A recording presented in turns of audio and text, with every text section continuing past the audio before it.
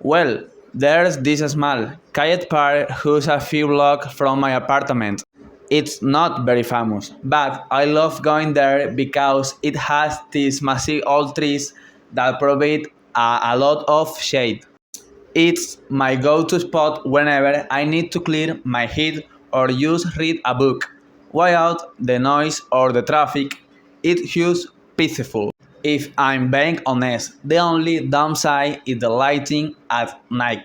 It gets pretty dark after sunset, so I usually have to hit home early than I'd like. It's also a bit small, so on weekends it can get a little cramped with family having picnics. Actually, I'm probably on it way too much. I use it daily mostly for my studies and to keep in touch with my friends on social media. It's basically the first time I check when I wake up and the last time I see before sleeping. It's like to talk about a hobby that I've really grown to love over the last couple of years. Street photography.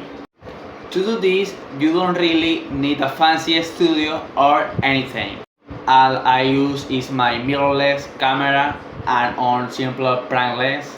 Some of my friends even do it which use their smartphones, which is great because you can stay looking and catch people in natural moments.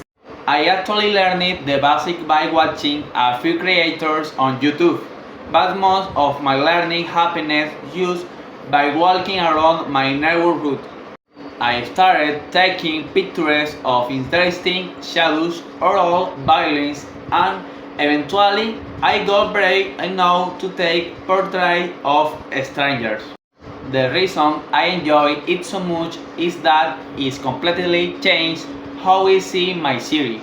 Instead of just rushing from point A to point B, photography forces me to slow down and notice the small details like the way the light hits a coffee shop window or the expression on a street performance face. It's very mediative for me. It's a way to disconnect from my phone and really connect with the real world. I think it's absolutely vital nowadays kids spend so much time in front of screens.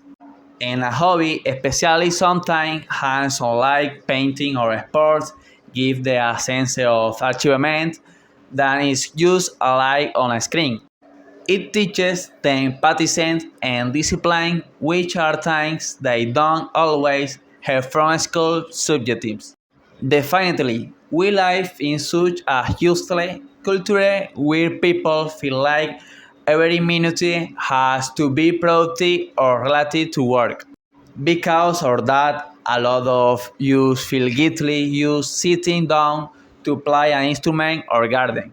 We've traded our deep hobbies for fast entertainment like scrolling through short videos, which is a bit of a shame.